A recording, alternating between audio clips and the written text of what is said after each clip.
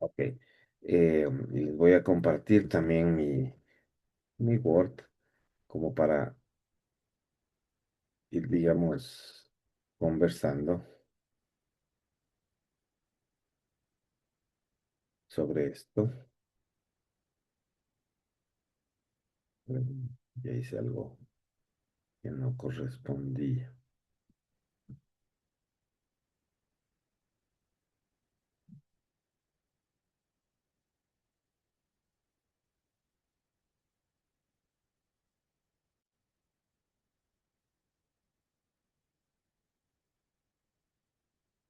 Ok.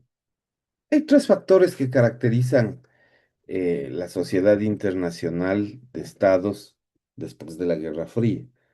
Tres factores claramente definidos por eh, digamos, eh, por profesor Díaz de Velasco, aunque esto en realidad no solo lo define él, ¿no? Sino que se suele definir a nivel internacional en varios textos aparece. Entonces vamos a conversar un poco sobre esto. Señorita de la Cruz, em, ¿cuál sería, digamos, cuál sería el primer elemento que caracteriza a la sociedad internacional de estados después de la Guerra Fría?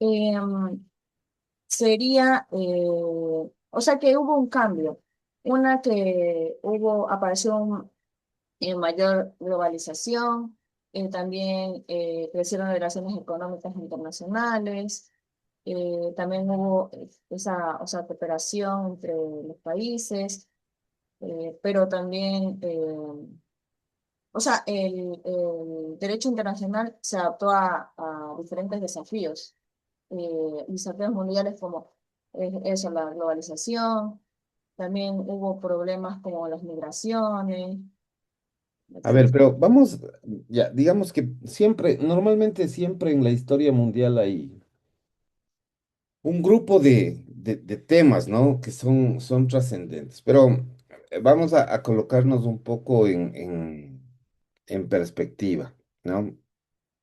Eh, en 1945 se crea la ONU y a partir de la creación de la ONU y del fin de la Segunda Guerra Mundial, hemos dicho que quedan dos potencias hegemónicas, Estados Unidos y la Unión Soviética. Eh, y ellos empiezan una especie de enfrentamiento que no llega, o sea, no llegan a enfrentarse de manera armada. Se enfrentan, yo diría, desde un punto de vista más ideológico, más de comunicación. eh, la arena internacional digamos, ya no se presta para un enfrentamiento más en el sentido militar, pero sí se presenta un enfrentamiento que tiene que ver con más las relaciones internacionales. O sea, el derecho internacional empieza a ganar peso en este momento histórico. A este momento le hemos llamado la Guerra Fría. Bueno, no le hemos llamado nosotros, los autores le han llamado la Guerra Fría. Eh, entonces, le vuelvo a repreguntar esto para tener un contexto, ¿no? De lo que dice Díez de Velasco. Em, ¿Qué era la Guerra Fría? ¿A qué se refiere él cuando dice la Guerra Fría? ¿Qué querrá decir? Ya, la Guerra Fría fue un periodo de tensión política, económica, entre lo que es Estados Unidos y la Unión Soviética, porque hubo, o sea, una guerra directa entre estas dos potencias. Ya, pero hemos dicho no es una guerra militar. ¿Qué se le ocurre que pasaba durante ese tiempo?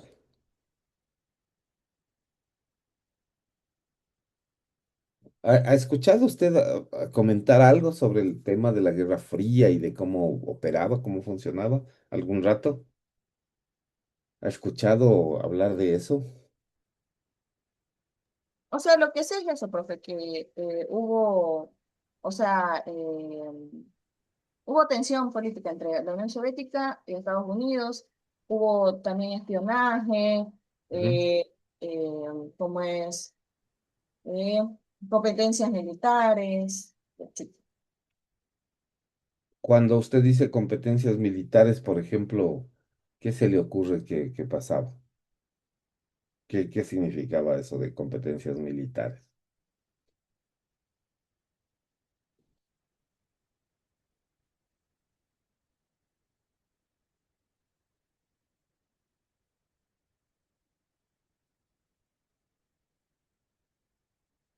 Nada. O sea que hubo esa misma lucha de poder para ver quién era la competencia, o sea, si quién era, quién quedaba como la principal potencia mundial. Ya. Bueno, hay básicamente construcción de armamento, ¿no? Adquisición de armamento, diseño militar, quién tiene más aviones, quién tiene más soldados, quién tiene más armas, quién tiene más tecnología, ¿no? Hay una competencia simbólica sobre eso. Em,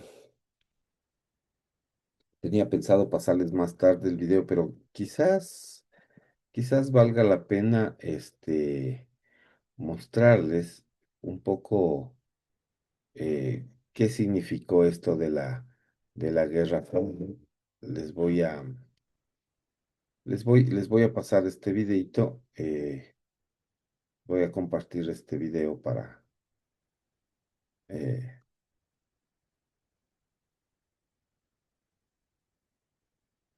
sí se ve, ¿no? Me confirman que se ve, ¿no? Ok. A ver, aquí le abrimos. Esto es un poco de publicidad, siempre hay. ¿Qué es EUNACOM? ¿Quieres trabajar como... Aunque Estados Unidos y la Unión Soviética fueron aliados durante la Segunda Guerra Mundial, mantuvieron siempre una relación tensa. Los estadounidenses fueron cautelosos con el comunismo soviético y se preocuparon por la tendencia expansionista de Joseph Stalin. En la Unión Soviética, la tensión aumentó por el destrato político de Estados Unidos y su ingreso tardío en la Segunda Guerra Mundial. Cuando la contienda terminó, la oposición entre dos modelos sociales, políticos y económicos enfrentó a Estados Unidos y la Unión Soviética en una guerra indirecta que saltó a la historia como la Guerra Fría.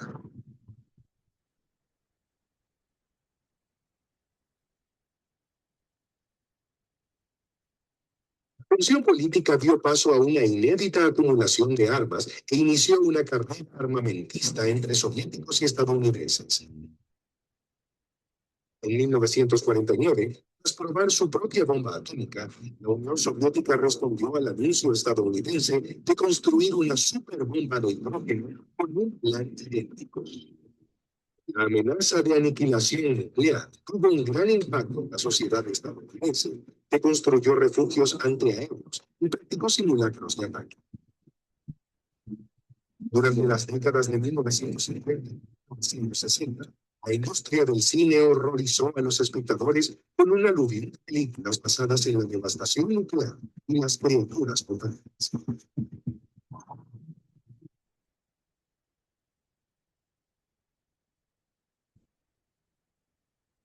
La exploración espacial ofreció un nuevo escenario para la dramática competencia entre soviéticos y estadounidenses.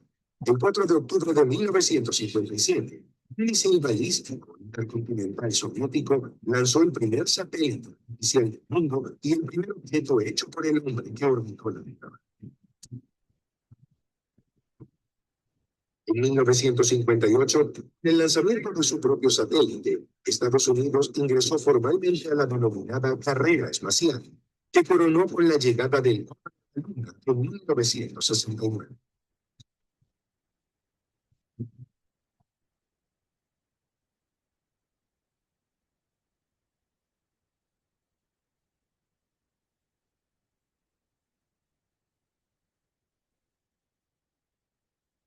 En 1947, el Comité de Actividades Antiamericanas de la Cámara de Representantes de Estados Unidos, la Guerra Fría, así. Miles de empleados federales fueron investigados, despedidos o incluso procesados, a medida que la histeria anticomunista se extendía por la década de 1950. En el plano cultural, soviéticos y estadounidenses utilizaron el cine y la televisión como principal vehículo propagandístico para imponer sus ideas y desacreditar el adversario.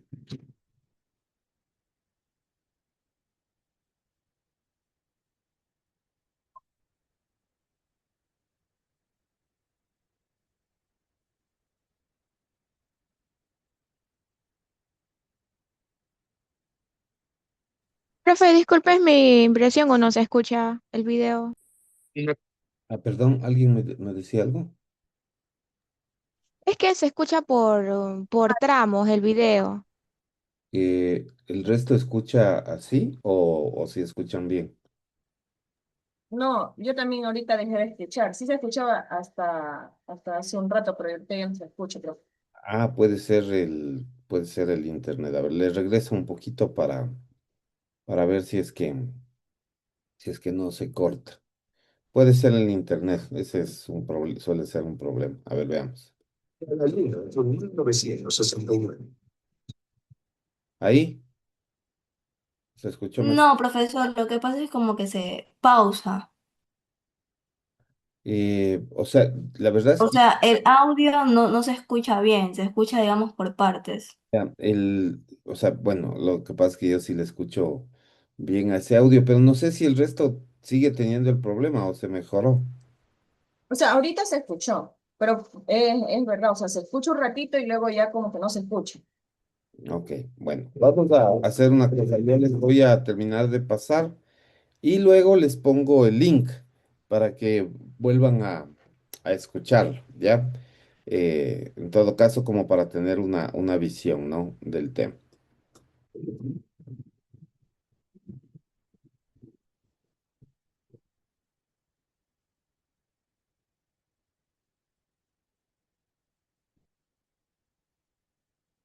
En 1947, el Comité de Actividades Antiamericanas de la Cámara de Representantes de Estados Unidos, la Guerra Fría, así. Miles de empleados federales fueron investigados, despedidos o incluso procesados, a medida que la histeria anticomunista se extendía por la década de 1950.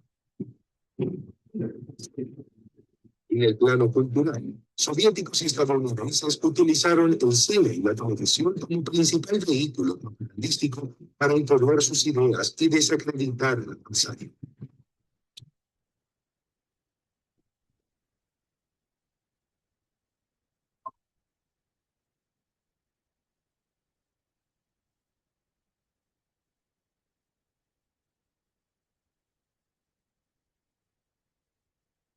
Estados Unidos, la lucha contra la subversión interna reflejó una creciente preocupación por la amenaza soviética en el exterior. En junio de 1950, el Ejército Popular de Corea del Norte, respaldado por los soviéticos, invadió a su vecino del sur, respaldado por Estados Unidos, e intervino militarmente. Siguieron otras disputas internacionales, incluida la invasión de Bahía de Cochinos de 1961 y la crisis de los misiles de Cuba el año siguiente.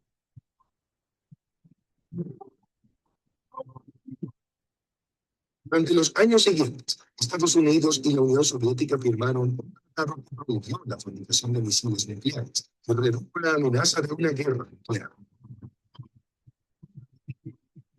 Sin embargo, la denominada doctrina Reagan, que brindó ayuda financiera y militar a gobiernos e insurgencias anticomunistas del mundo, recalentó las relaciones diplomáticas.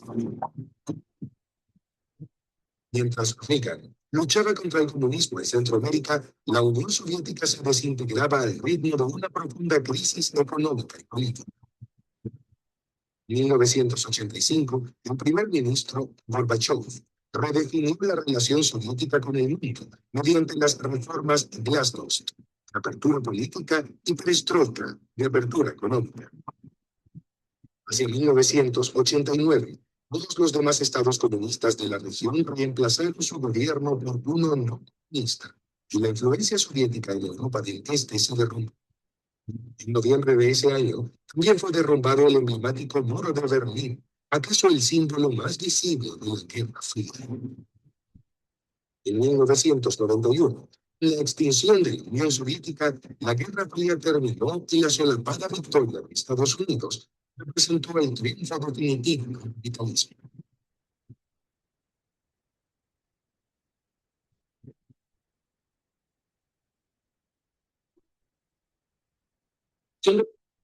Ok,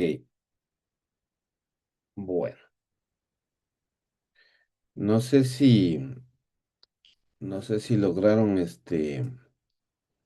eh, ver algunos, si, si, bueno, si con todas las deficiencias que tenemos de rato de digamos, de las filmaciones y demás, del audio. No sé si lograron finalmente, eh, digamos, ver qué significa, ¿no? El tema de la Guerra Fría. Entonces, bueno, vamos conversando un poco. Señorita Padilla, ¿qué, qué vio? ¿Qué le parece? ¿Qué le parece ese proceso? ¿Qué significó para el derecho internacional público esta estructura de la Guerra Fría?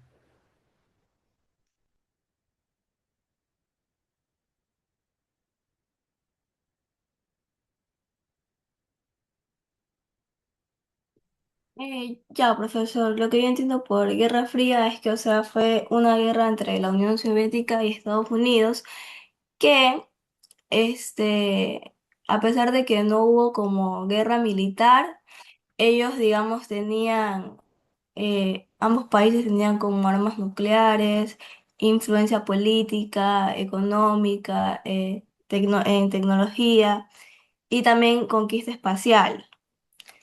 Pues y cada una de estas influencias, por así decirlo, tenía como un sistema diferente. Ujú, ya. Em, ese es, digamos que el contexto, ¿no? Esa es la esencia general. Ahora, cuando, digamos que dentro de los argumentos que plantea el profesor Díez de Velasco, eh, en este momento de la Guerra Fría empieza, vamos a decir, un proceso de transición hacia lo que nosotros hemos visto como una, un momento nuevo del derecho internacional público, ¿no? Y justamente una de las cosas que plantea Díaz de Velasco es efectivamente esta idea de que, a ver, les voy a compartir mi archivo. ¿Dónde está el archivo? Aquí está. Pues una de las ideas que nos plantea Díaz de Velasco es que dentro de esos momentos de evolución, uno de esos momentos, quizás de los más importantes, le ha llamado el fin de la Guerra Fría, ¿no?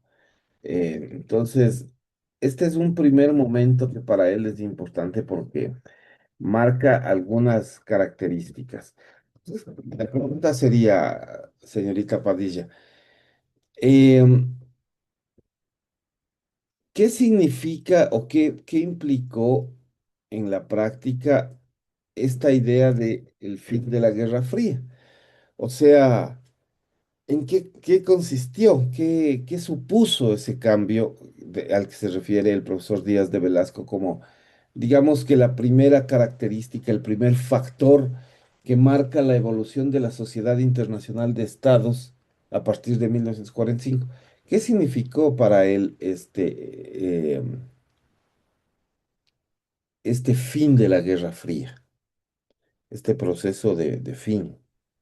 O sea, profesor, que hubo una mayor globalización, que hubo Bueno, más pero antes de la, proliferación entre países. ojo, no, antes de la globalización, porque la globalización quizás tal vez tiene algún efecto por ahí, derivado de eso, pero la Guerra Fría, el fin de la Guerra Fría, ¿qué implica esta idea de ponerle fin a esta carrera que usted mismo ha identificado como una carrera armamentista, una carrera espacial, en el fondo una carrera de comunicación, ¿no? Ustedes ven en el video que mencionan eso, ¿no? Las películas, colocan ahí muchas, digamos, ideas asociadas a la hegemonía del uno y del otro, incluso con historietas, ¿no? Con cómics, le ponen ahí como imágenes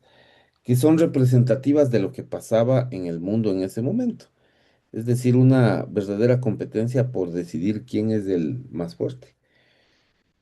Una competencia entre dos naciones poderosas. Pero, eh, ¿cuál es la esencia de la Guerra Fría para Díaz de Velasco? ¿Cuál es el efecto directo de que esa Guerra Fría haya terminado?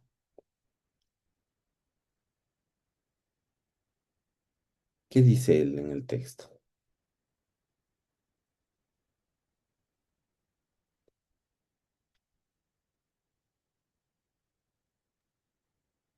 Eh, Creo que podría ser la cooperación internacional y que se fortaleció el derecho internacional contemporáneo.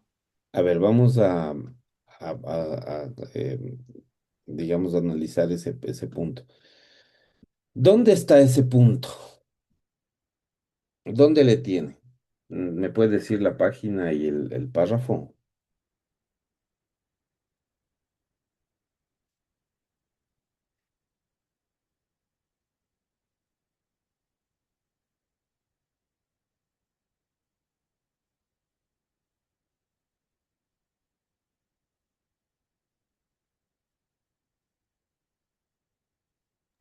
Profesor, la verdad es que no tenía abierto el libro y, o sea, simplemente lo leí, pero, Pero no se ha o sea, hablado. no tengo abierto el libro en este momento, la verdad, ya lo voy a abrir. Ok, a ver, hablamos. Entre tanto, vamos a ir, señorita Robinson.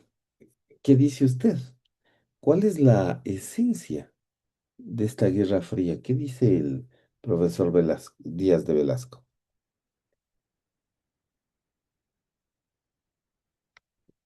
Bueno, mi punto de vista, no sé, desde de tantas cosas que él mencionaba, eh, no sé, en la Guerra Fría, bajo el fin que se dio después de de esta Segunda Guerra Mundial, se supuso una transición hacia un nuevo momento del derecho internacional público porque permitió la seguridad colectiva, eh, revitalizó a la ONU y redujo las parálisis causadas Ya, pero por la rivalidad entre los bloques. ya, ya, pero digamos, ¿cuál es el efecto directo? Si usted tiene dos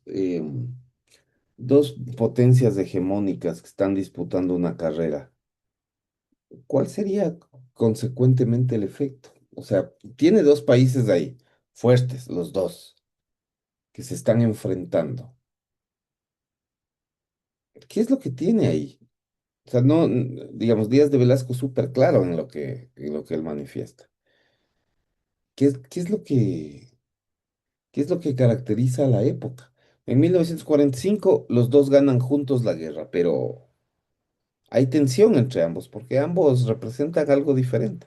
Ambos quieren la hegemonía mundial y por eso ambos se enfrentan en términos tecnológicos, digamos, militares. No, no físicamente, no es un enfrentamiento físico, creo que está claro, pero sí es un enfrentamiento dialéctico y es un enfrentamiento comunicacional hasta cierto punto, ¿no? Entonces ahí eso tiene un nombre. La pregunta es cuál es el nombre, ¿no? Eso se llama de alguna manera. ¿Cuál es? ¿Cuál es ese nombre? ¿Tiene el texto a la mano? Sí, ya lo estoy abriendo, pero no me carga. Ok, Ya lo estoy abriendo. ¿Quién tiene el texto a la mano? Señorita de la Cruz, señorita Padilla, ¿tienen a la mano? Yo sí, profesor.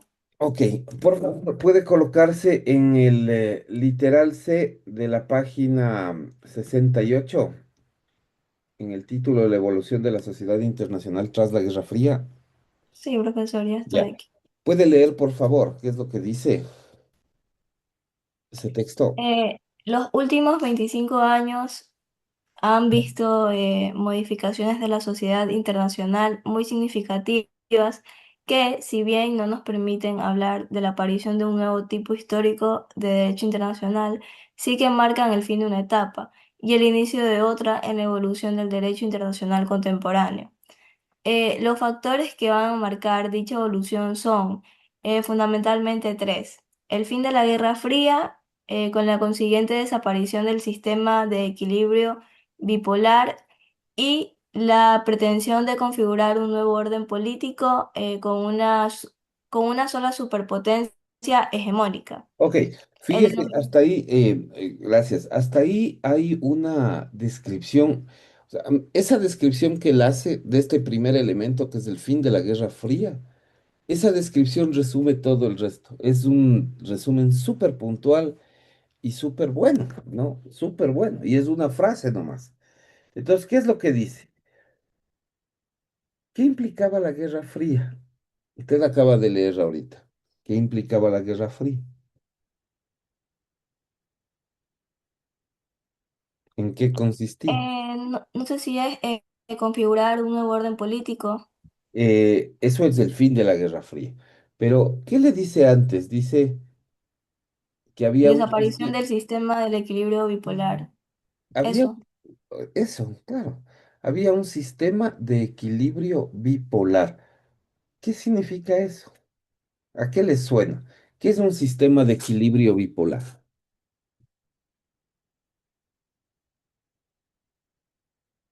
¿Qué significa eso? Sistema de equilibrio bipolar. O sea, profe, no era porque eran las dos potencias, la Unión Soviética y Estados Unidos. ¿Y por qué se habla de sistema de equilibrio bipolar? O sea, porque ambas potencias tenían el poder militar, o sea, todo para empezar una guerra como guerra, ¿De acuerdo? pero no querían atacarse directamente porque se podían destruir, pues. Claro, Creo que es por eso. claro, y se podían destruir y destruir a todos los demás, ¿no? Porque estamos hablando de armas nucleares, entonces no era una cosa así como muy fácil. Claro, o sea, el tema va por ahí en realidad. El tema es que hay una bipolaridad. Bi quiere decir dos, ¿no? Hay dos polos, en este caso Estados Unidos y la Unión Soviética, que están a la expectativa de atacarse mutuamente, pero no se llegan a atacar. Esa es la característica de la Guerra Fría, ¿no? Simplemente le mandan mensajes al vecino, ¿no? Le van mandando ciertos mensajes al vecino. Nosotros, eh, bueno, ustedes no vivieron, de hecho ninguno de nosotros vivió la Guerra Fría como tal. Em, yo pienso que la crisis de esta, yo, digamos, yo personalmente no viví digamos, el esplendor de la Unión Soviética, pero sí viví los últimos años, ¿no? Digamos, con conciencia, porque a inicios de los 90 se cae el muro de Berlín, entonces hasta ese momento todavía había esta bipolaridad. Y yo recuerdo, o sea, yo sí recuerdo muchos elementos, claro, le quedan a uno en la memoria, pero yo no.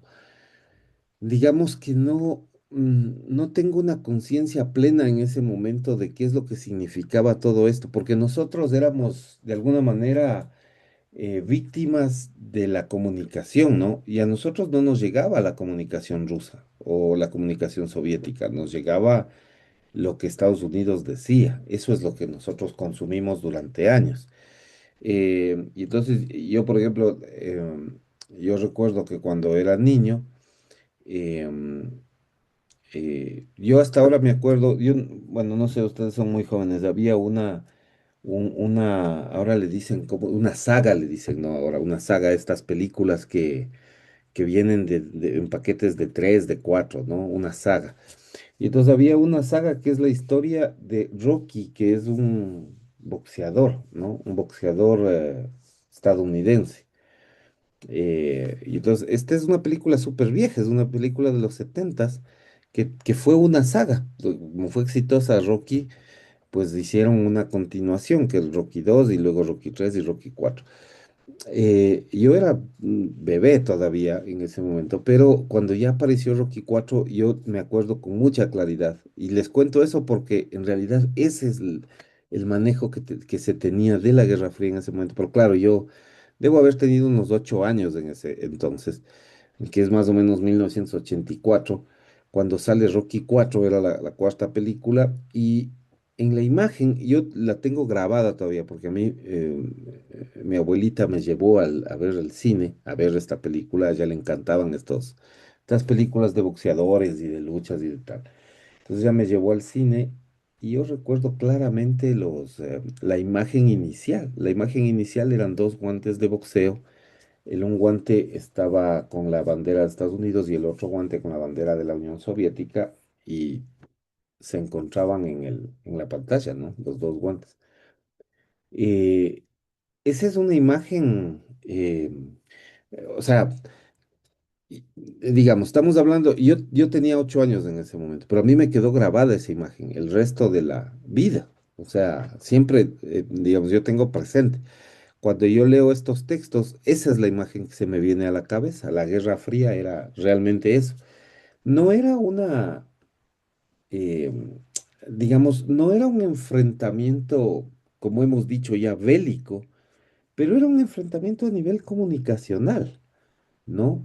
Eh, entonces, claro, desde Estados Unidos lo que nos planteaban a nosotros era lo estadounidense es lo bueno y lo soviético es lo malo. Esa es la idea central. Eso es una cuestión que ha ido pasando con el tiempo, ¿no? Que se ha ido adaptando a diferentes circunstancias y situaciones. Pero era una guerra sobre todo comunicacional. Es decir, tratar de venderle al otro, ¿no? La idea de que lo que está haciendo está mal o no es adecuado, no es lo correcto. Es una idea súper potente, súper fuerte en sentido estricto.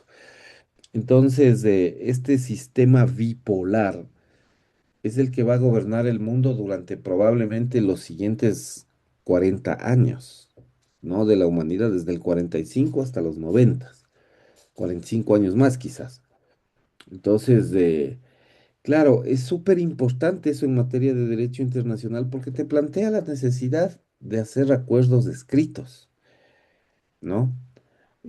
¿Por qué? Porque ya no basta solamente tu palabra, es decir, ya no basta la idea de que Estados Unidos diga, ok, no, yo no voy a atacar, ni voy a usar armas nucleares, ni voy a construir más. Ya no basta eso, ni la Unión Soviética, por ejemplo, o sea, por cierto. No basta que ellos se comprometan a no atacar a alguien, ya no basta eso, no es suficiente, no se requiere eso. Porque en realidad la situación se ha vuelto tan tensa en ese entonces que cualquier alteración del sistema bipolar podría ocasionar la guerra.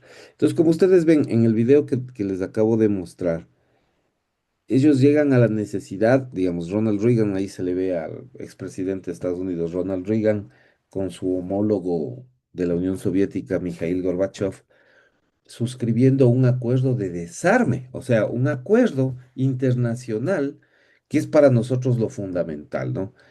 Sentándose los dos con un país que tradicionalmente no es que firma mucho, que digamos, los Estados Unidos no le gustan mucho los tratados internacionales, no le gusta comprometerse a Estados Unidos, tienen su propia política, o sea, no es que esté mal eso, pero tienen su propia política que no se compromete con ningún otro país. Pero imagínense, es la importancia de ese momento histórico le forza a Ronald Reagan a que se siente en una mesa de negociaciones, firme un documento en el que le compromete a su propio país a renunciar a su crecimiento militar, con todos los riesgos que eso significa. Es porque la situación en realidad lo amerita y porque ha habido de alguna manera una fuerza ahí.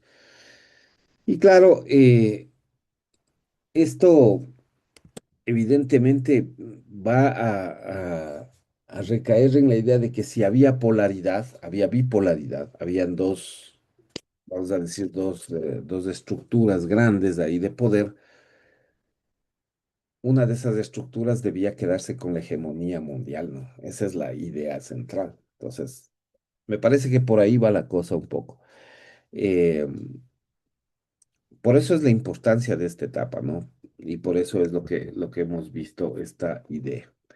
Y luego viene, claro, la globalización y luego eh, la, digamos, lo que el profesor Díaz de Velasco les llama la incomprensión cultural, ¿no? Que es relacionada con esto, es bastante sencillo. Pues bueno, vamos a ver qué es lo que nos dice Díaz de Velasco, un poco para matizar esta idea de la bipolaridad, del fin de la Guerra Fría y demás.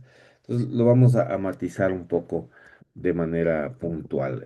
Señorita Robinson, por favor, ¿puede leer el literal A de esta misma página 68?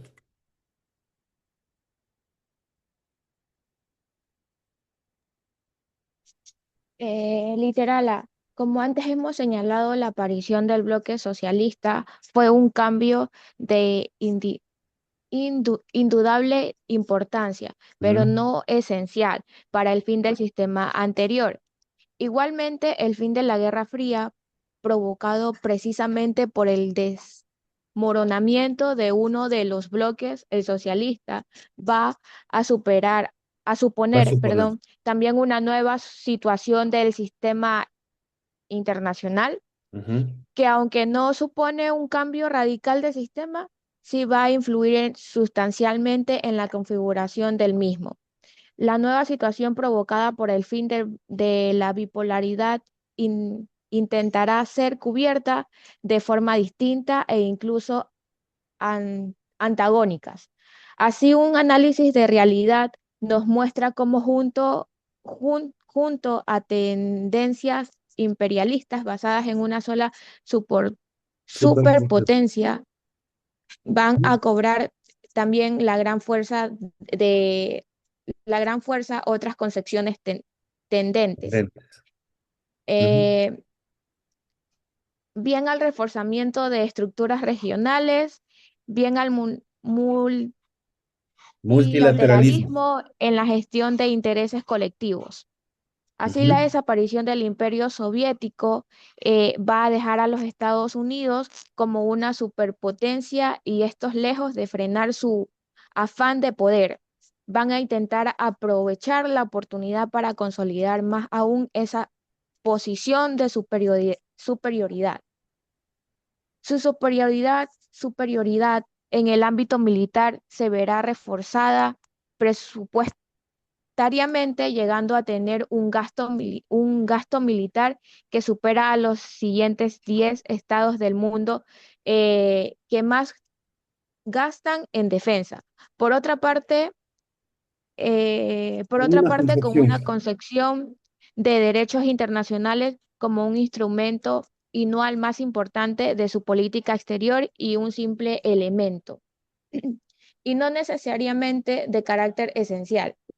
En el ámbito de la toma de decisiones, su política va a consistir de un lado, en autoproclamarse como garante de respeto de la legalidad, que en su opinión no se ajustan a la legalidad internacional, mientras de otro lado intentan que sus propias actuaciones queden lo más posible de margen del derecho internacional. Así, según la clasificación y estado de ratificación de instrumentos internacionales relativos a los derechos humanos de J.B. Copa de Marie, Mari.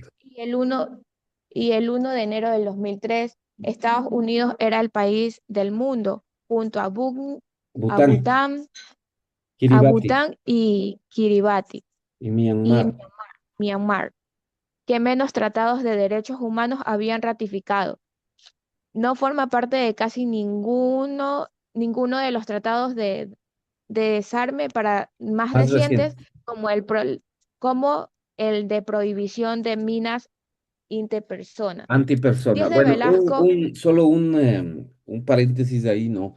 Eh, claro, por eso es que ellos tienen un problema en este momento desde el punto de vista legal con Irán, porque como no tienen suscritos estos tratados de desarme, entonces Irán los usa, porque en realidad entre los dos países no tienen una relación comprometida de, digamos, respetar esa parte de los derechos. Entonces, como Estados Unidos no es parte de esos convenios donde han planteado desarmar y, por ejemplo, colocar minas antipersonales en ciertas zonas, en el en el estrecho de Hormuz suelen colocar ese tipo de minas a los buques, a los barcos, a las naves estadounidenses, y por eso es que ellos han tenido muchos problemas en ese espacio a nivel de derecho internacional, ¿no?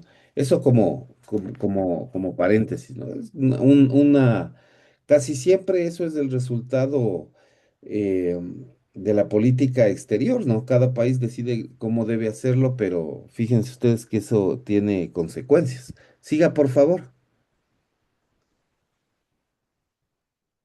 En torno a las eh, minas. a ver, 10 de Velasco, reflexiones Ujú, y en torno a las minas, no ujú, se vincula por los principales tratados protectores del medio ambiente global, como el Protocolo de Kioto, y no acepta la jurisdicción de ningún tribunal internacional ni en materia de derechos humanos ni de carácter penal, ujú. habiendo violado abiertamente y sin buscar excusas las últimas decisiones del Tribunal Internacional de Justicia de las que han sido destinatarios. Destinatarios. Ok, ahí estamos, está bien ahí.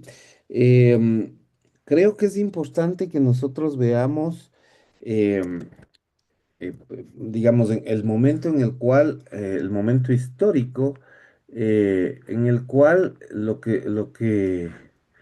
lo que surge, eh, em, vamos a decir que lo que surge y lo que nos está planteando esta idea es la caída del muro de Berlín, ¿no? Que es el momento como clásico o que marca el fin, digamos, de esta Guerra Fría. Eh, Esta es la visión que vemos del profesor de Velasco es una parte, ¿no? De la visión. Y siempre es importante ver la visión desde todos los puntos de vista. Entonces, bueno, yo les tengo también, evidentemente,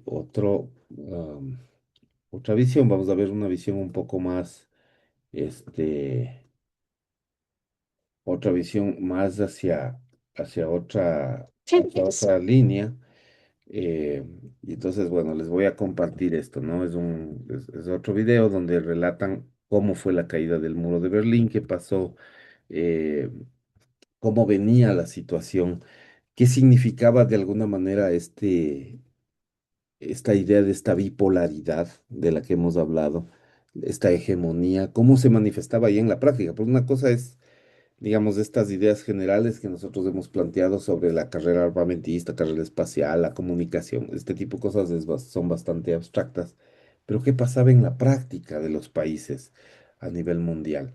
¿Cómo se manifestaba esta bipolaridad en la práctica? Bueno, eso es un poco lo que vamos a ver. Ojalá no tengamos mayores problemas en la transmisión del audio, ¿no? Pero en todo caso me parece que sí hay subtítulos por si acaso no se escuche con total perfección. En cualquier caso les voy a pasar los links. Ok, bueno, sí me confirma, sí se ve, ¿no? Ok, Sí, bueno, profe. vamos a arrancar con este tema. Antes de la publicidad, Music. un poquito. with the drums. I'm gonna hit drums and click cover. Fue una obra de ingeniería bélica única, una barrera de hormigón, púas y controles militares que dividió durante casi 30 años no solo a Berlín, sino a dos mundos enfrentados. Su caída representó uno de los eventos más significativos del siglo XX y el inicio del desplome del modelo soviético.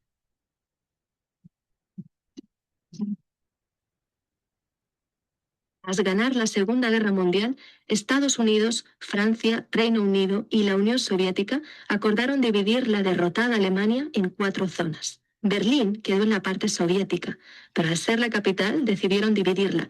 Cada una de las 4 grandes potencias administraba su propio sector de la ciudad. Lo que quedó fue un bloque capitalista al oeste y un bloque comunista al este. Esa división era parte de lo que el primer ministro británico Winston Churchill popularizó como la cortina de hierro, un muro ideológico que separaba estos dos modelos antagónicos. From Stettin in the Baltic to Trieste in the Adriatic, a new has descended across the continent. Empezaba así lo que conocemos como la Guerra Fría, y con ella la narrativa de un tipo que estaba enfrentado. Alemania se convirtió en la síntesis de esa división. En el oeste, Estados Unidos, Francia y Reino Unido se unieron para crear la República Federal de Alemania. En el este quedaba la República Democrática Alemana, un estado satélite de la URSS como lo eran Polonia, Hungría o Checoslovaquia, entre otros. Berlín quedaba como una isla encerrada en la parte del bloque socialista. Con los años, esto se convirtió en un problema para las autoridades comunistas, no solo porque los servicios secretos de Estados Unidos y Reino Unido usaban la ciudad como base de espionaje, sino también porque más de 2,5 millones de personas huyeron de la parte este a la oeste desde 1949 hasta 1961. Muchos cruzaban atraídos por las mayores oportunidades del lado occidental. Para evitarlo, las autoridades comunistas ordenaron que se construyera un muro que dividiera la ciudad. Y así, la noche del 13 de agosto de 1961 empezó la Operación Rosa, que en pocas horas y para sorpresa de muchos, levantó el muro de Berlín. En los años siguientes, se transformó en una barrera casi infranqueable, hecha de losas de más de 3,5 metros de altura y reforzadas con cables de acero. Además, tenía rejas electrificadas, búnkeres, áreas con perros policía y lo que llamaban una franja de la muerte, vigilada por torres con policías armados. El muro se extendía 155 kilómetros y rodeaba todo Berlín Occidental. Como consecuencia, separó familias y seres queridos durante casi 30 años, algo que fue traumático para generaciones de alemanes. Durante estos años, muchos intentaron cruzarlo sin éxito. Unas 262 personas murieron en el intento y otras miles fueron arrestadas. Aunque escaparse al otro lado no era del todo imposible. Mientras existió el muro, más de 5,000 berlineses del este consiguieron franquearlo a través de túneles, escondidos en autos o usando ingeniosos métodos, como cruzar en tirolesa.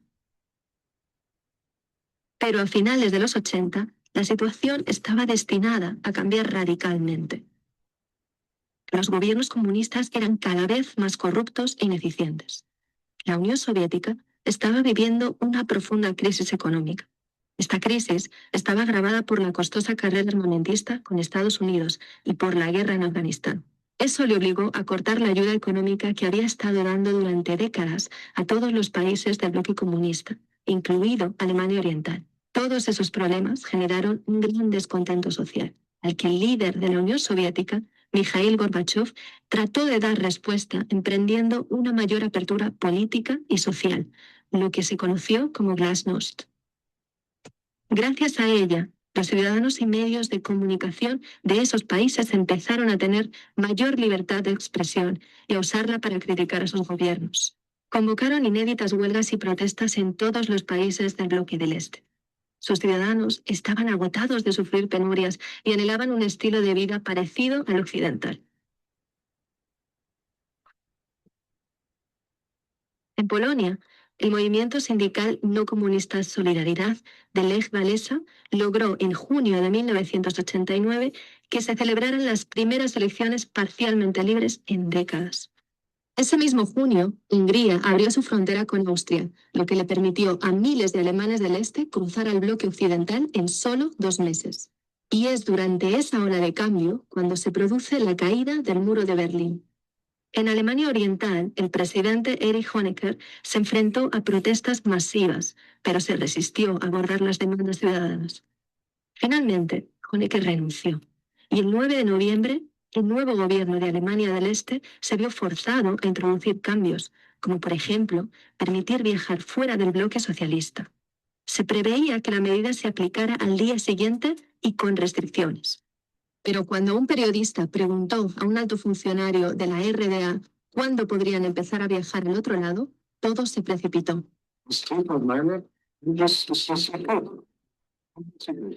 Ante ese anuncio, miles de personas se juntaron en el paso fronterizo en Berlín-Este y rompieron el cerco hacia la parte occidental de la ciudad. En esos momentos, ni las tropas de control de fronteras ni los funcionarios del ministerio estaban informados. Pero los guardas fronterizos no se atrevieron a disparar. La noche entre el 9 y el 10 de noviembre, los propios berlineses empezaron a destruir el muro. Una multitud eufórica empezó a cruzar la frontera abierta y algunos pisaron el oeste por primera vez en su vida. Del otro lado, cientos de alemanes occidentales los esperaban y celebraban el momento histórico. Familias y amigos que habían vivido separados pudieron encontrarse después de 3 décadas. Todas esas impactantes imágenes dieron la vuelta al mundo. En los meses siguientes, la RDA colapsó y con ella el único sistema que muchos alemanes del este habían conocido. A la vez, los demás gobiernos del bloque comunista fueron cayendo uno tras otro, y en 1991 la Unión Soviética se desplomó, poniendo fin al mundo bipolar de la Guerra Fría. Alemania se reunificó y se convirtió en el motor económico de Europa, aunque las diferencias económicas entre el este y el oeste todavía son perceptibles. Por ejemplo, un trabajador de Alemania del oeste gana en promedio casi un 20% más que uno del este. También en el oeste hay más oportunidades para profesionales cualificados y es donde se concentra el mayor número de empresas alemanas. Hoy, cientos de trozos de ese simbólico muro están repartidos por todo el planeta, como un recordatorio de que esa línea de hormigón dividió mucho más que una ciudad. Gracias por ver este video en el que estuvimos trabajando con Meteor buscando imágenes de archivo. De hecho, uno de los mayores desafíos para realizar este video fue bucear el enorme archivo de la BBC y encontrar video de la época. Pero valió la pena. Y seguiremos haciéndolo. De hecho, ya tenemos varios vídeos en nuestro canal de YouTube y te puedes suscribir para verlos todos.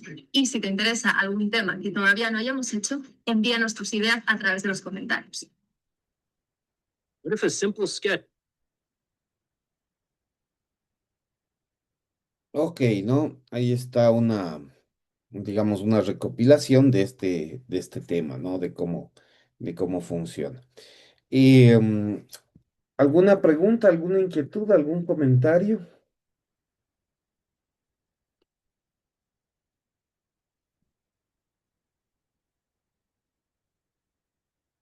¿Nada?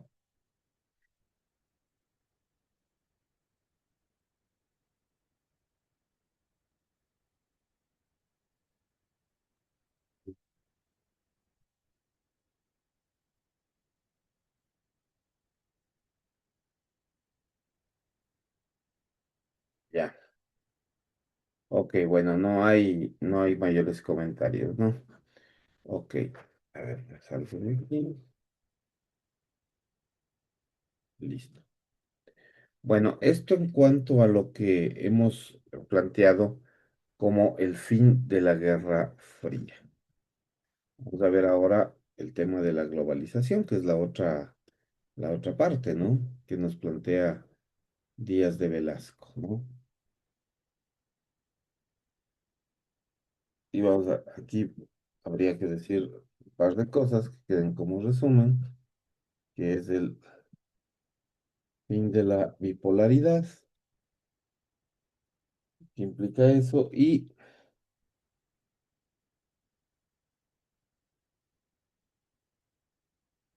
¿Cómo es que le pone caballero? Le dice,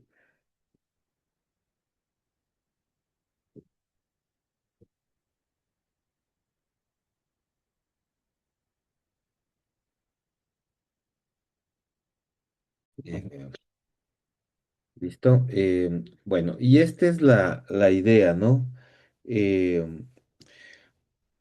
bueno, vamos un poco a terminar el argumento. Señorita Loor, ¿por qué el profesor Díaz de Velasco dice que la globalización eh, no es completa ni es horizontal? ¿Qué quiere decir con eso,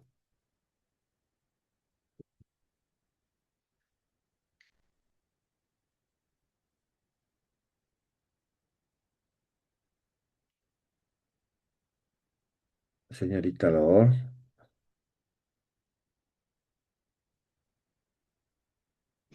¿Verdad?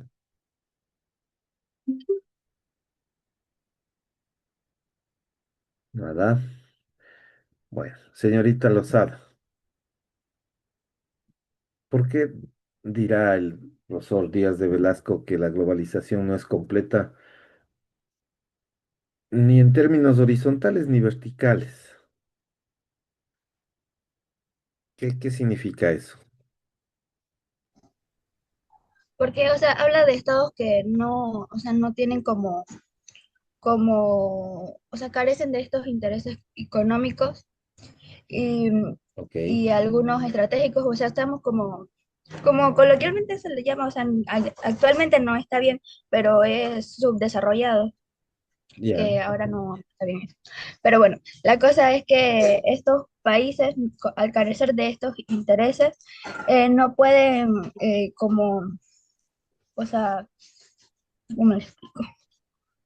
O sea, no se los va a tener en cuenta en el mercado global, porque hay otros países que son más importantes, como en este caso lo son Estados Unidos, China y así. Ujú.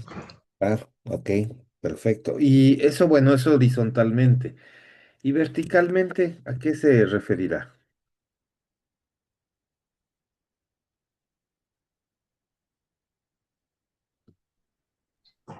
O sea, que al ser así, estos tampoco van a tener negociaciones con otros países ni ningún intercambio de negocios en sí. Bueno, la verticalidad en realidad ya no se refiere a países, ¿no es cierto? Ya no se refiere a los países.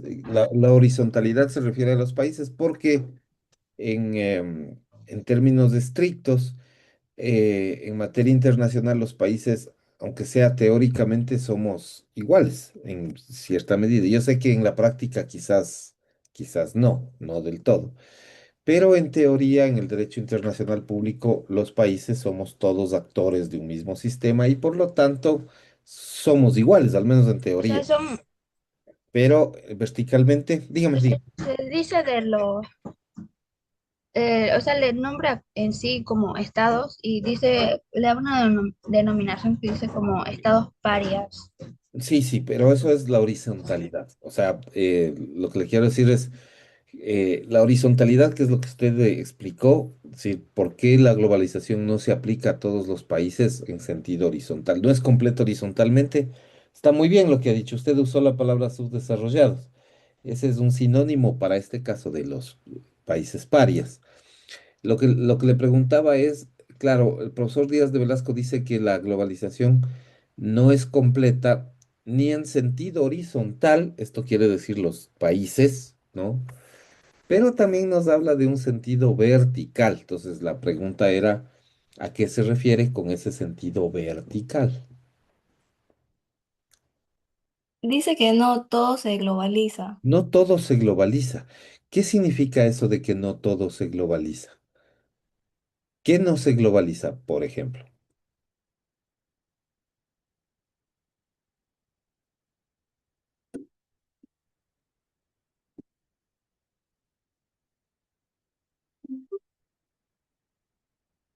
No todo se globaliza. ¿Qué no se globaliza?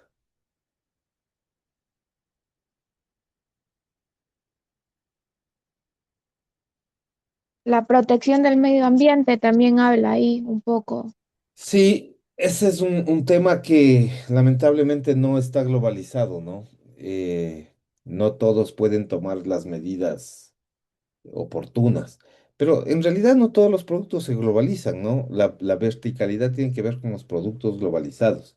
Yo les hablaba de los vehículos al inicio. Hay algunos productos que sí están totalmente globalizados, es decir, que se consumen en todos los países. Les puedo dar muchos ejemplos quizás hay más ejemplos de productos globalizados. Los teléfonos, los vehículos, la ropa, ese tipo de cosas son fácilmente globalizables, pero hay cosas que no se logran globalizar, ¿no es cierto? Y eso ya tiene que ver con un montón de otros elementos, ¿no? ¿Qué cosas no se globalizan? Por ejemplo, los productos culturales no se globalizan en su totalidad. Algunos sí, otros no. Y en el caso del Ecuador eso es bastante claro, ¿no? Mientras hay países que han logrado salir con digamos, su cultura, sus tradiciones, hay otros países que no lo logramos por alguna razón extraña, ¿no? Por ejemplo, vean ustedes que en el campo de la comida,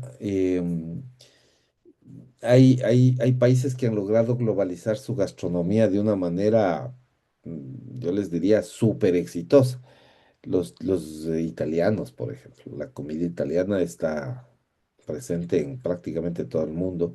La comida mexicana está presente en casi todo el mundo. La comida china está presente en casi todo el mundo.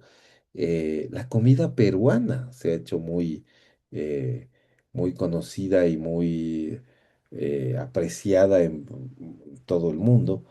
Pues nosotros no, la nuestra no ha logrado salir. No solo la nuestra, ¿no? Los colombianos tampoco lo han logrado del todo.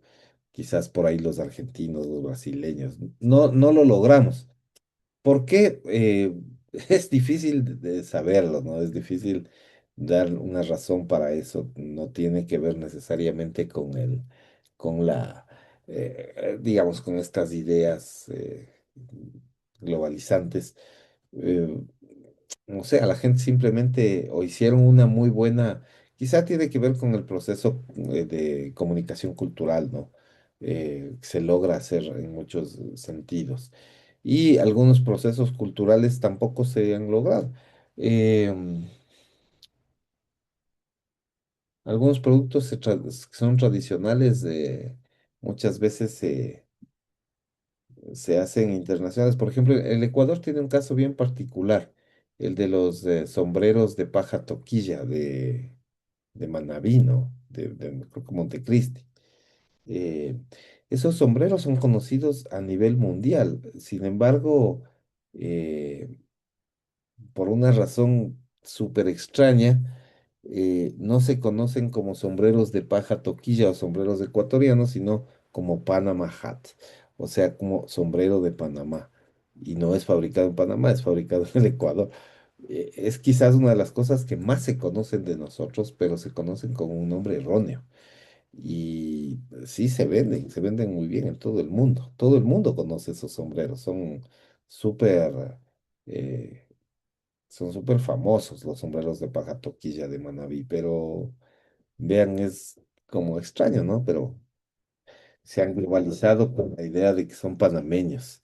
Es una cosa súper extraña. Bueno, esa es la idea, ¿no? Y hay una última, digamos, condición que caracteriza a esta sociedad de los estados posterior vamos a decir, eh, a la sociedad internacional después de la Guerra Fría, que es el tema de las diferencias culturales, ¿no? Eh, que nosotros lo tenemos que analizar. Ya les comparto la pantalla. Vamos conversando sobre eso. ¿Quién no ha hablado? Vamos a ver todavía. Señorita Gordón,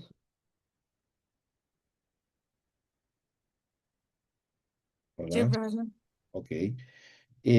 ¿A qué se refiere el profesor Díaz de Velasco con esta idea de las diferencias culturales, que es una característica de esta sociedad de estados posterior a la Guerra Fría.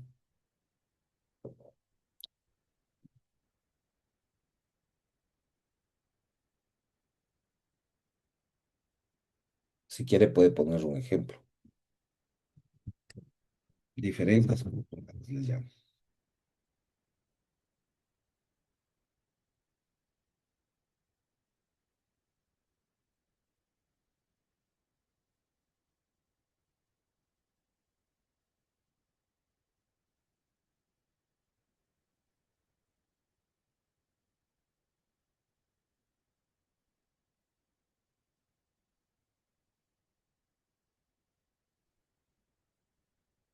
¿Qué dice? Nada, señorita Gordón.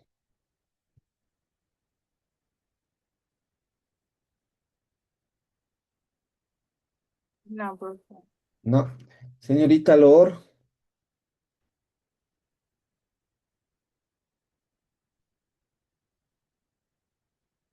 O sea, tipo, de que existen diferencias de valores religiosas, por lo ejemplo, que son las formas de vida, las visiones del mundo. por ejemplo, Mm, ¿cuál será la mayor diferencia cultural que enfrenta el mundo actual? podría decirse que la oposición entre los modelos de vida y valores jurídicos. ¿De quién y quién? O sea, tipo de que los estados de las sociedades son como, o sea, tienen como tradiciones liberales, occidentales, y por otro lado hay sociedades con fuertes, por decirse, pesos religiosos o comunitarios, que entienden de manera distinta la libertad o incluso el papel del Estado. ¿Cuáles, por ejemplo? Mm,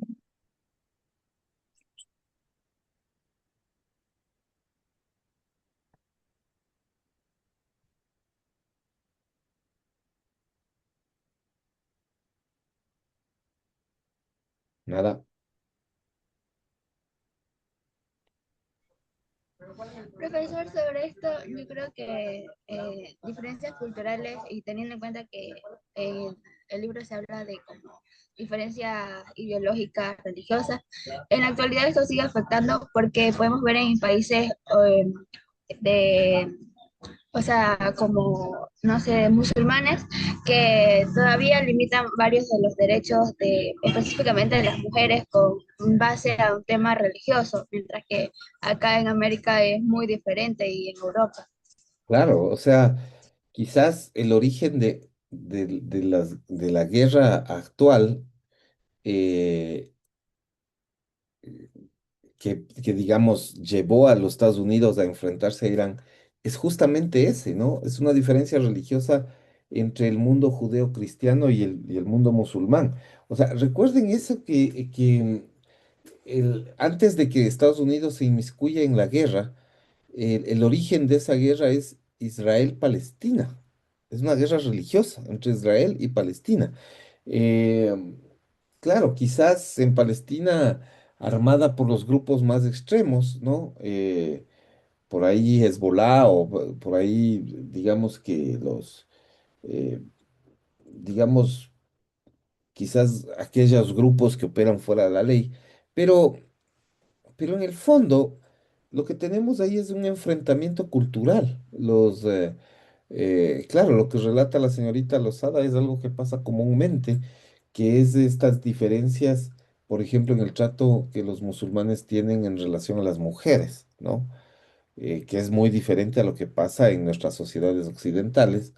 De cuál es la posición de las mujeres, qué es lo que ellas hacen, ¿no? Esa es una cosa que está súper frecuente, que forma parte de estas diferencias culturales. Y en materia de derecho internacional, eso ha provocado guerra, ¿no? O sea, no es una cosa así muy secundaria. Entonces, aquí hay este ejemplo, ¿no? Que lo trae el mismo autor ¿no? Entonces está ahí como a modo de ejemplo tenemos la idea de el enfrentamiento entre el mundo musulmán y el judeo-cristiano, ¿no? O sea, todos los que tenemos esta tradición judeo-cristiana, llámense judíos, católicos, protestantes, etcétera, nosotros tenemos esa vinculación, ¿no? Tenemos esas diferencias. Entonces, eso sí se muestra, ¿no? Y el autor hace una referencia, ¿no? A este proceso. Él nombra un evento particular relacionado con estas diferencias que se produce en el año 2001. ¿Cuál es este suceso? Señorita de la Cruz, ¿qué dice? ¿Cuál es ese suceso al que se refiere profesor Díaz de Velasco?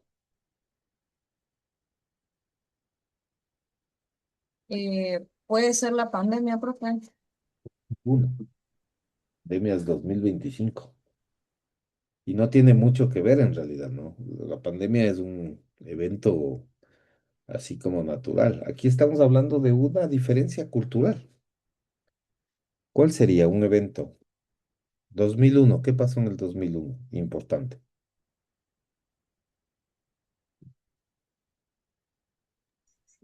El choque de las Torres Gemelas, Claro, puede ser. claro, el atentado de las Torres Gemelas. Claro, esa es una cuestión súper importante. Ahí se plantea una idea de lo que nos va a venir después. Ese es un antecedente, ¿no? El atentado a las Torres Gemelas en el año 2001, digamos, atribuido a Afganistán o a los grupos terroristas, vamos a decir. Quizás no a Afganistán como país, eso tal vez equivocado, pero sí a los grupos terroristas, claro. Ese es un ejemplo clarísimo, ¿no? De lo que se ha venido dando en el concierto internacional.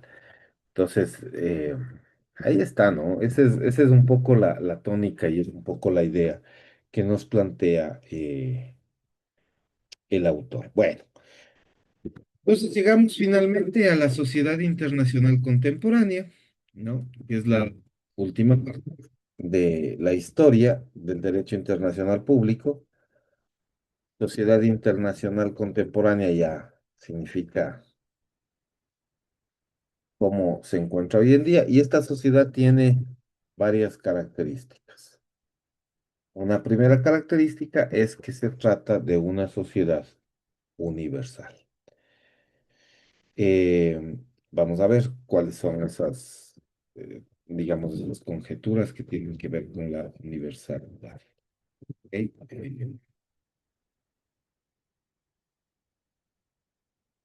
Señorita Padilla, ¿qué significa que la sociedad internacional sea universal?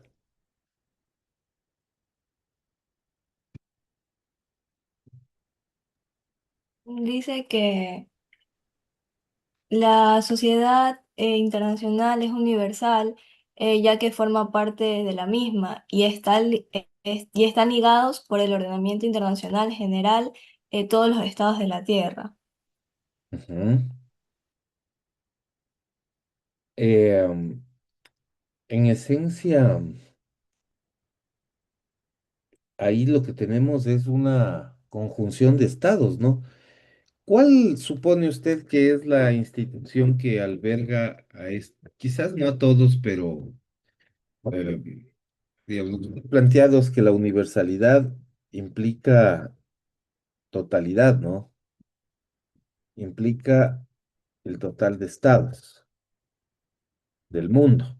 Pero esto en la práctica, yo le preguntaría o le transfiero esta inquietud a usted misma. em, en el fondo, eh,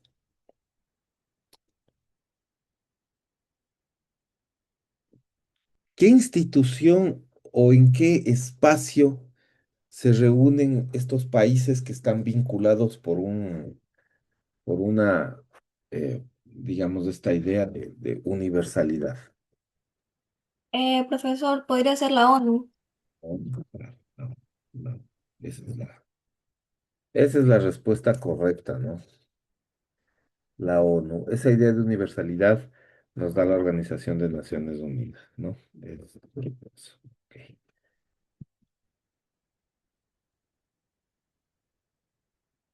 ya. Ok. Vamos a ver. Señorita Robinson, vamos a irnos con la siguiente característica. La sociedad internacional, dice profesor Díaz de Velasco, es compleja. ¿Qué significa eso?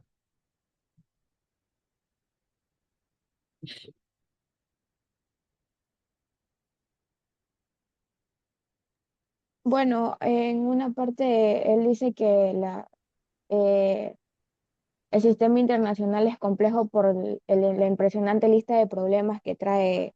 eh,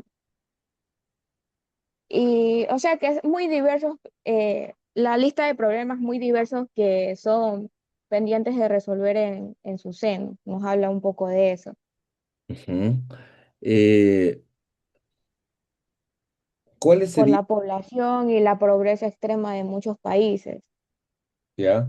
¿Por qué usted supone que, por ejemplo, usted ha mencionado la pobreza extrema? ¿Por qué usted supone que la pobreza extrema es un problema complejo para todos los países y no todos los países son pobres o no todos los países tienen pobreza extrema? ¿Por qué eso implica un problema para la sociedad internacional y no solo para el país donde existen gente pobre? ¿Por qué? Bueno, desde mi perspectiva, eh, hay países que tratan de decir que son del primer mundo, pero en realidad existe la pobreza, pero no muestran ese lado de la pobreza. Y, o sea, es importante porque es algo que radica en todo el mundo y eso afecta a la humanidad. ¿Cómo? Esa es la pregunta. ¿Cómo le... Bueno, afecta porque por los niños, las personas adultas mayores no tienen un hogar, viven en la calle, este, no sé, el país no se, podríamos decirlo entre comillas, no se civiliza por el problema de la pobreza. Ya, pero eso, ¿cómo le afecta a otros? Digamos, yo le pongo un ejemplo, ¿ya? Eh, Plantéeme usted, ¿cuál sería un país pobre, por ejemplo, que tiene pobreza? Ya sea que se vea o no se vea. ¿Cuál sería? Ahora en la actualidad, un gran que es notorio, Venezuela, es un país que Tiene... vive en extrema pobreza y tiene muchos problemas. Ok, Venezuela. ¿Cómo le afecta a Venezuela a usted? ¿Cómo los pobres de Venezuela le afectan a usted? Bueno, no sé si es algo fuera de lugar, pero bueno, hay muchos emigrantes en el Ecuador y bajo esta situación hay mucho la delincuencia. Se ha visto mucho la inseguridad que por las personas que vienen de allá para buscar un nuevo futuro se meten en cosas más fáciles porque se ven en la necesidad de proveer en su familia y caen en la delincuencia. Ujú. Claro, ese es un efecto. Es exactamente lo que usted acaba de graficar. Ese es el efecto internacional. O sea, la pobreza por sí misma no es un problema, ¿no? Salvo para la persona que la sufre. Pero cuando esa pobreza se traslapa a otros lugares, ahí puede pasar eso. Ahora, claro, eh, a usted se le ocurre, o digamos, a usted alguien le ha contado o ha sabido si el Ecuador alguna vez ha pasado por la misma situación que Venezuela.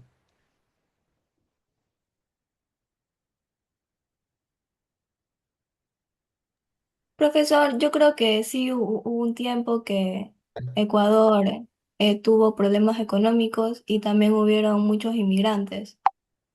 ¿Qué pasaba? Creo que fue en la dolarización, ¿no? Inflación, claro, claro. Pero nosotros ¿a dónde migramos? ¿Sabe? De pronto a dónde fueron los procesos migratorios. Profesor, la verdad es que no sé muy bien, pero he escuchado que fue también a Venezuela, porque Venezuela era un país muy, o sea, Próspero, tenía recursos. claro, tienes razón. O sea, eh, también, este es un tema, fíjense cómo es esto de, eh, es un boomerang, ¿no? La historia mundial es un boomerang. Claro, nosotros migramos también en el año 99, entre otros países, a Venezuela. Venezuela era un país que estaba económicamente mucho mejor que el Ecuador en 1999. Nosotros nos fuimos a Venezuela, o nuestra gente se fue a Venezuela. Claro, no solo a Venezuela, a Chile, ¿no? A los países que estaban bien, ¿no?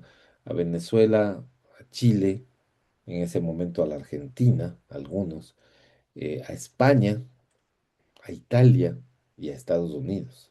Esos quizás fueron las primeras y principales fuentes, eh, digamos,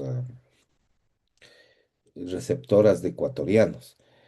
Y, y todo lo que nosotros hemos dicho de los venezolanos, lo que decía la señorita Robinson, que hay temas, gente, claro, en la migración en realidad no tiene que ver con la nacionalidad, tiene que ver con la persona en particular. Entonces el problema ahí es que, claro, hay venezolanos que vienen a trabajar y a trabajar bien y a, digamos, a tratar de salir del problema que tienen. Hay otros que no vienen con muy buenas intenciones, claro, forman parte de grupos delictivos y este tipo de cosas. Bueno, a los ecuatorianos también nos ha pasado lo mismo. Eh, digamos, nosotros también cuando nos fuimos también estábamos metidos, alguna de nuestra gente, en temas de delincuencia, en temas de tráfico de drogas. Eso no es una, digamos, una condición diferenciadora. Todos los países de los cuales se ha tenido que empezar las migraciones, lastimosamente experimentan eso, ¿no? Esa es una queja, digamos, que siempre hay. Yo tuve por ahí la oportunidad de viajar en el año 2003, si no me equivoco, sí, 2003 me parece, a Estados Unidos, a Nueva York, y casi lo que se dice de los venezolanos de aquí se decía de nosotros de Nueva York en esos años, o sea, 2003, 2004, casi lo mismo, ¿no? Casi. Yo les diría que solamente habría que cambiarle el venezolanos por ecuatorianos y era lo mismo, o sea, se decía lo mismo de nosotros, vienen a robar, delincuentes, a traficar con drogas, o sea, a botar la basura, a pedir dinero en las calles, o sea, exactamente lo mismo. Eh, Eso es una cosa que a mí a ratos me llama la atención porque nosotros no hemos sido muy tolerantes con los venezolanos, de la misma manera que no han sido tan tolerantes con nosotros, ¿no? Los diferentes países. Es una cosa bien particular, pero es algo que también suele ocurrir en muchos momentos, ¿no? La historia de la humanidad es un boomerang, es una cosa que a veces es bastante, particularmente es muy, en algunos aspectos repetitiva, ¿no?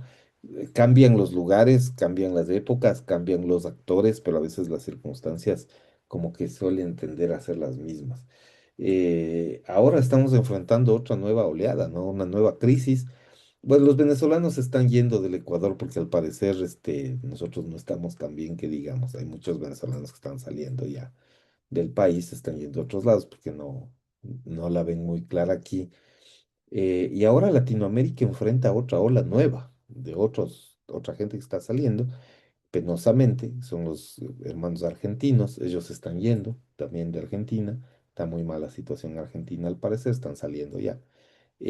No están viniendo acá, nosotros no les sentimos porque no están viniendo acá, no es un destino apreciable para los argentinos.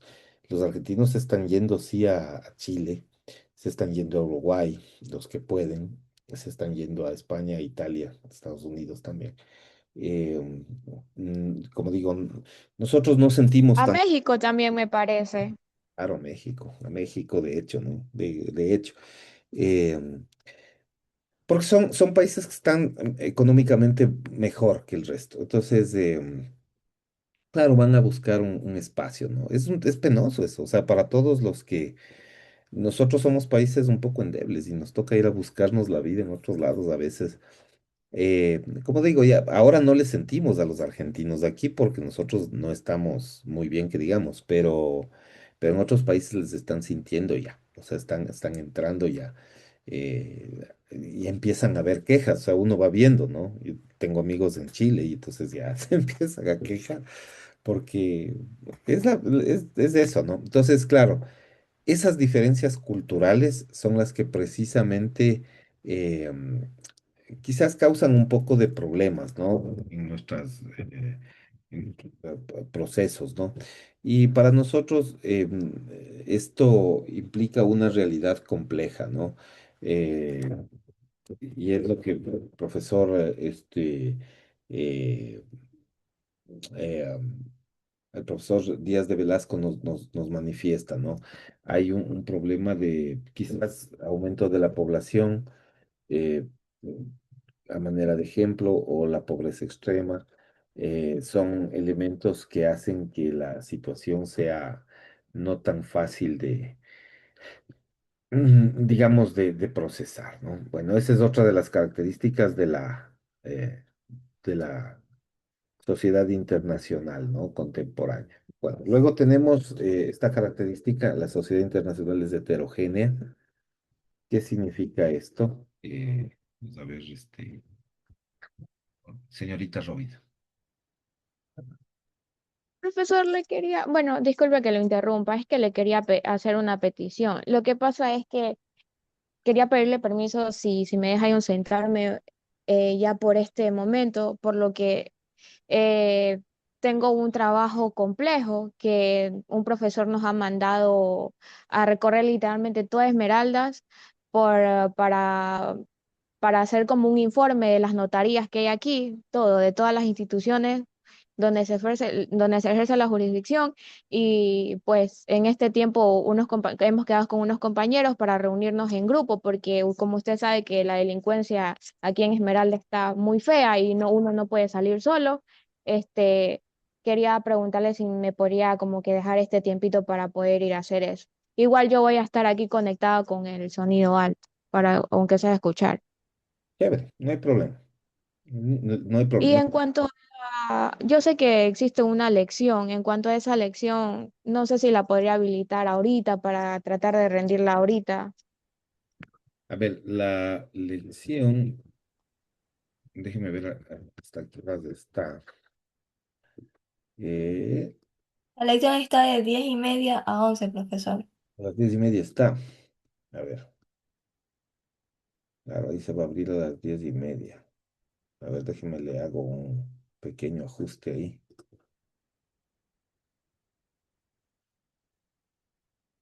Temporalización. Sí, sí, está a las 10:30, las 10:13. Ok, ya, el cambio está hecho, está habilitada, puede rendir ahora ya. Eh, Ya listo, profesor, muchas gracias. Sí. bueno, listo. Está habilitado, ¿no? Correcto. Muy bien.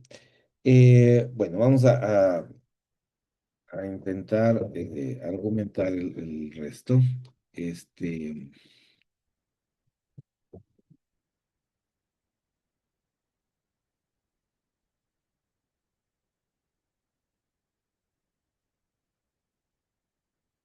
ya.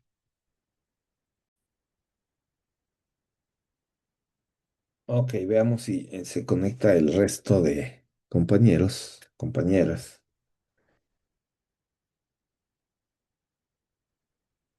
A ver si vamos.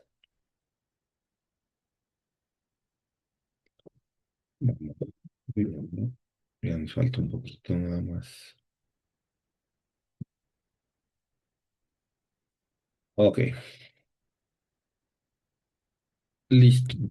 Bueno, vamos avanzando un poco con el tema. Señorita Gordón, ¿se escucha? Sí, profe. Ok. Por favor, ¿cuál sería el concepto, la concepción de esta idea de que la sociedad internacional es heterogénea? ¿Qué significa eso?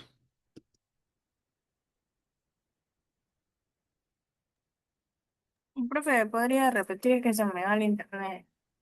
Claro, ¿qué significa esta idea de que la sociedad internacional contemporánea es heterogénea? ¿Qué significa eso?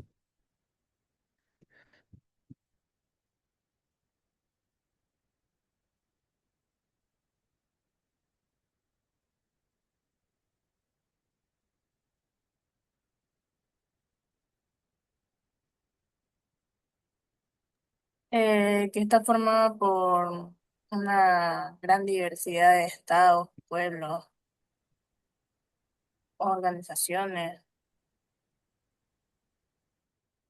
Ya, pero ahí, o sea, bueno, ese es un tema que nosotros tenemos globalmente, o sea, es verdad, hay muchos estados, pero ¿a qué hace referencia esa heterogeneidad?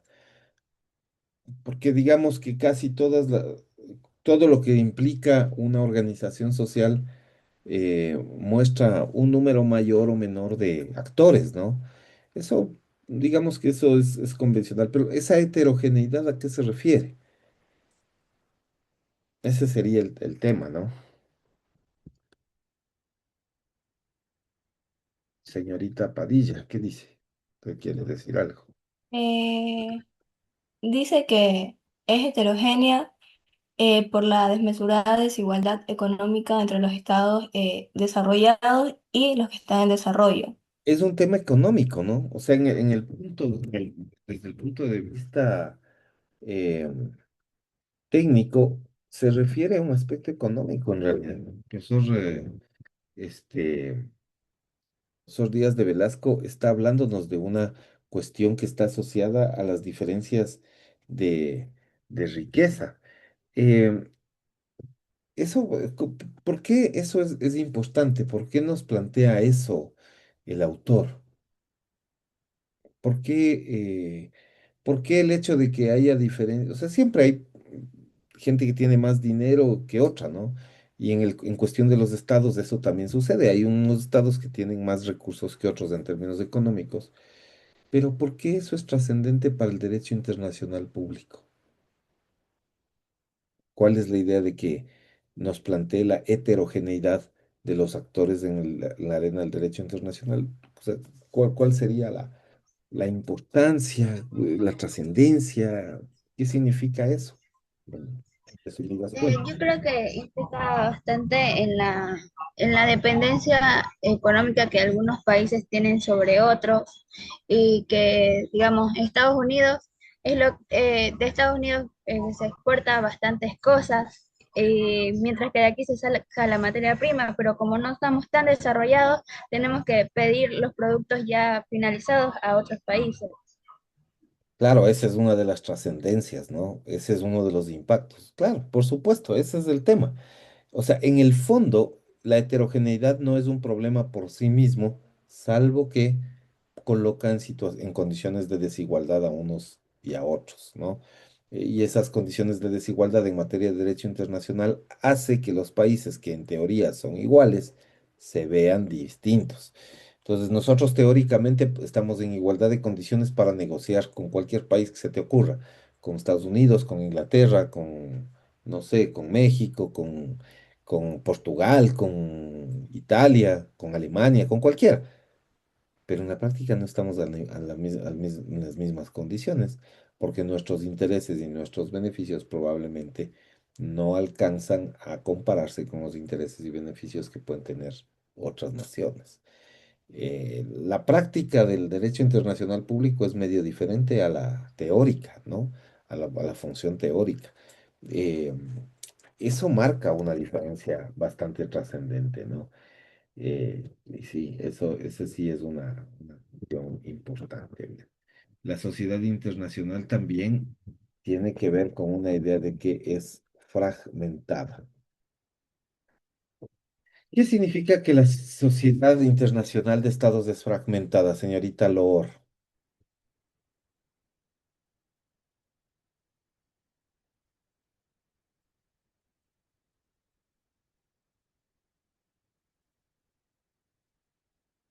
O sea, él habla que es fragmentada porque su grado de institucionalización sigue siendo relativo.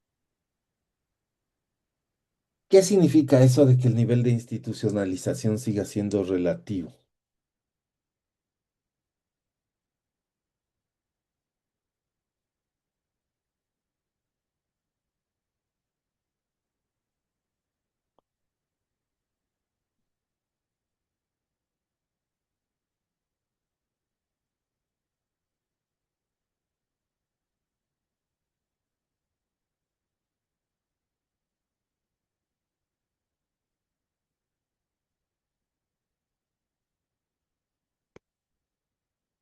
¿Qué dice?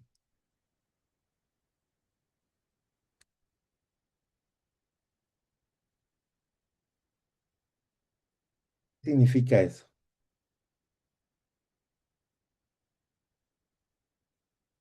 El grado de institucionalización es relativo. ¿Qué significa? ¿Alguien? ¿Qué significa?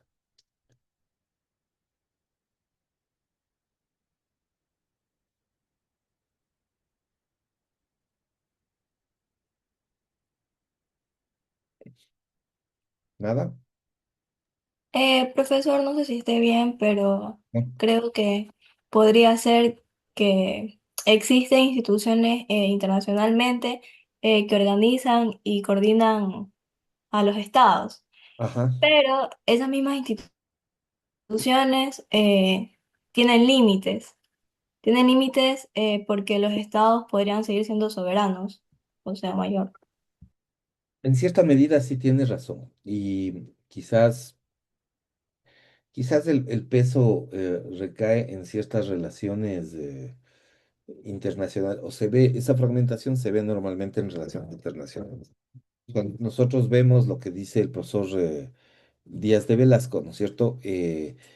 O sea, él lo que plantea es que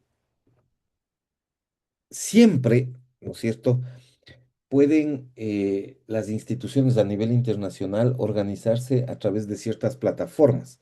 De hecho, la plataforma por excelencia es las Naciones Unidas. Es un espacio donde todas las naciones entran y toman decisiones y votan y hacen lo que la mayoría, bajo el entendido del proceso de aprobación de las resoluciones que toma la ONU, lo que la mayoría decide. Sin embargo, ustedes ven que hay diferencia y hay peso en las decisiones que se toman, ¿no? Por ejemplo, si o sea, así poniéndose la mano en el corazón, digamos. ¿Cuántos países estarán de acuerdo en la guerra entre Ucrania y Rusia, por ejemplo? ¿Cuántos creen que estén de acuerdo real en que esa guerra deba llevarse a cabo? ¿Qué dice? Por lo que ustedes han leído y han escuchado y han, digamos, y han visto ¿le parece, alguien está de acuerdo con que esa guerra tiene que lucharse o es una guerra inútil en el fondo? ¿Qué dice?